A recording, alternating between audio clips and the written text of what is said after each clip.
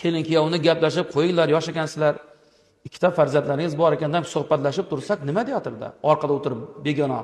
Endi bizcha begona-da endi, lekin ota-ona, kuyovning otasi. Biz gapirmoqdamiz bolasi bilan keliniga, orqada kerak emas. Kerak emas. Siz kimsiz? Uchinchi tarafda o'tirib gapirayotgan kimsiz desa, men kuyovning otasiman. Bu kim sizga? Kelinim, xotiningiz emasmi? Yo'q, jim turing birpas. Biz muammoni ko'raylik.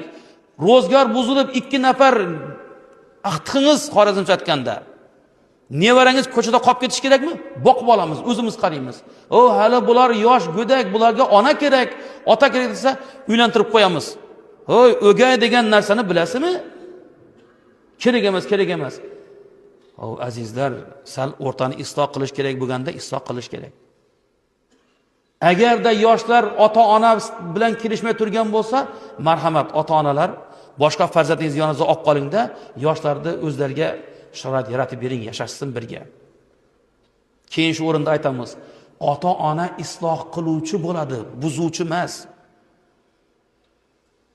O'g'liga kerak emas o'tirgan o'g'il yashamoqchi ayoli bilan, kelin yashamoqchi eri bilan, uchinchi taraf nima bahonang bor desa, erta bilan turmaydi, men bor eshik taqillataman.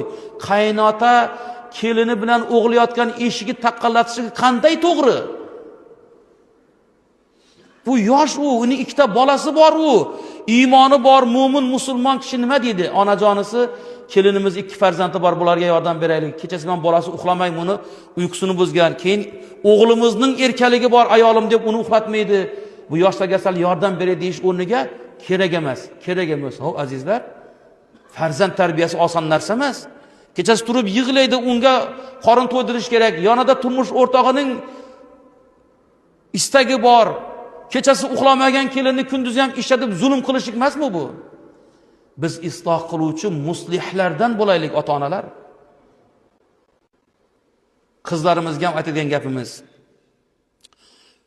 turmush o'rtog'ingiz bilan bo'lgan muomalani ko'chaga ham tashimang, ota-onangizni ham yetkazmang. Oiladagi turmushning zarblariga, mushi borda uni chidab sabr qilib o'rtani isloh qilishga harakat qiling. Kuyov yigitlarimizga, erkak kishi baquvvat bo'ladi, birodarlar. Bu yerda erkaklar jamoasi o'tiribmiz. Oila qurganlar, turmush o'rtog'ingiz birovning qizi, birovning singlisi, birovning opasi. Issiq uyini qo'yib bizning huzurimizga, oilamizga keldimi, ularning ham istaklari bor. Faqat bizning istakimiz bo'lsin demagan shariat ularning ham bizga bo'lgan istaklari, mayllarini bajarishga buyuradi. Ayolning ham huquqi